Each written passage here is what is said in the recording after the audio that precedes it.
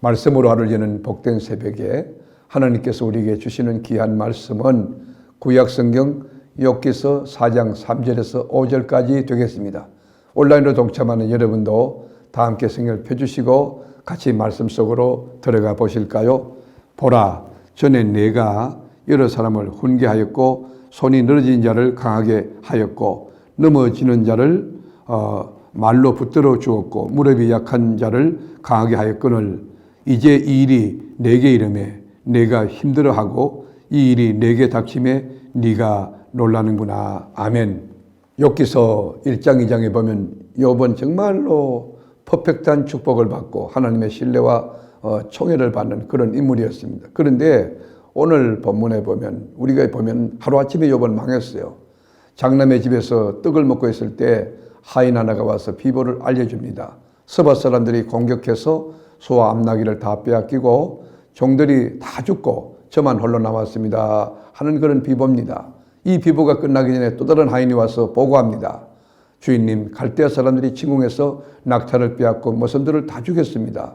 그때 이 욥은 생각했어요. 그래도 아들, 딸은 안 죽었겠지. 근데 이게 웬일입니까?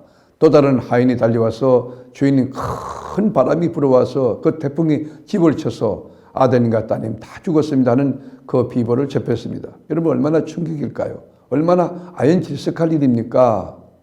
그래서 욥은 자기 존재를 부인하고 생일을 저주하는 말을 계속해 나갑니다.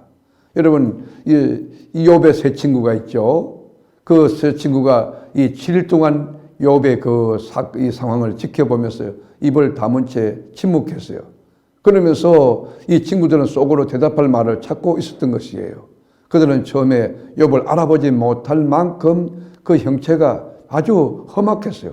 온몸에 이 종기와 딱지가 덕지덕지 붙어 있고 상처에는 막 구더기들이 꿈틀거리고 있고 냄새는 지독하게 나고 잠을 이루지 못한 채 뒤척거리고 여러분 간신히 눈을 떴고 눈을 뜨면은 고통이 시작되고 아내도 저주하고 하나님 저주하고 떠나라고 여러분 이 욥의 옆에 있지도 않습니다. 이런 시간에 욥에게는 친구의 따뜻한 위로의 말이 절실히 필요했을 것 아니겠습니까? 그런데 그 상황은 그 반대였습니다. 친구들이 입을 열기 시작하는데 여러분 아픈 상처에 소금을 막 뿌리는 거예요. 사체를 더욱 악하게 만드는 거지요. 사실 이 친구들이 그런 친구를 할 의도는 없었을 것입니다.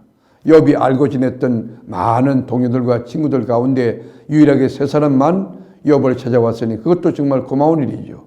방문했던 동기는 선했을 겁니다. 위로해주고 격려해주고 싶었을 겁니다.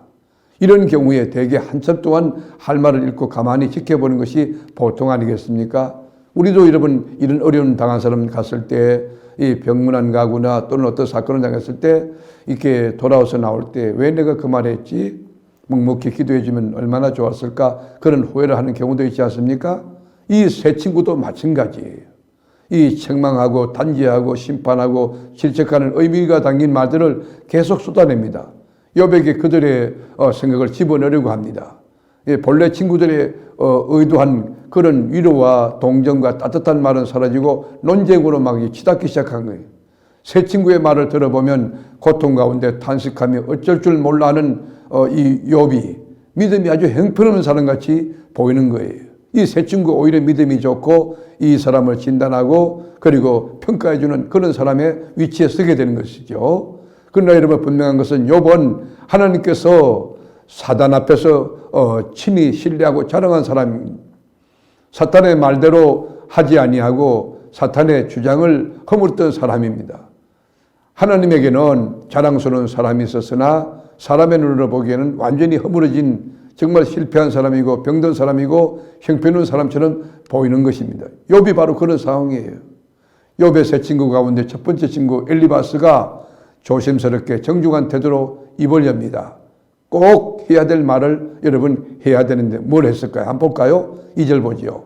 누가 내게 말하면 네가 실적을 내겠느냐? 누가 참고 말하지 아니하겠느냐?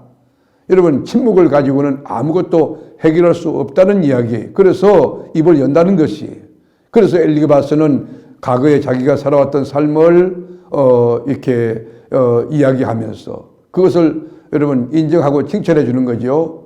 여러분 3절에 보면 보라 전에 내가 여러 사람을 훈계하였고 손이 느는 자를 강하게 하였고 넘어지는 자를 말로 붙들어 주었고 무릎이 약한 자를 강하게 하였거늘.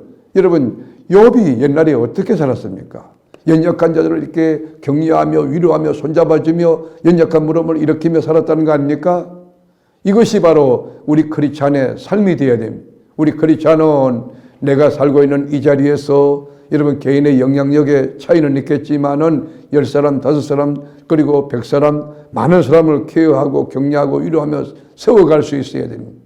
이 9번 길을 걸어가는 자에게 9번 길로, 어둠의 길에서 빛의 길로, 낙심에서 소망의 길로 이끌어 줄 수 있는 영향력 있는, 선한 영향이 있는 빛의 사람으로 살아가는 것, 우리의 삶의 태도고 삶의 본질이고 삶의 내용이 되어야 되지 않습니까? 우리가 인생을 살다 보면 예기치 못한 사건을 또 상황을 만날 수 있습니다. 아무리 어렵게 사는 여러분 목사라 할지라도 어려움을 당할 수 있습니다. 그럴 때 여러분이 함부로 정지하거나 당신 죄 때문에 그래요 이렇게 워딩을 한다면 얼마나 상처가 될까요?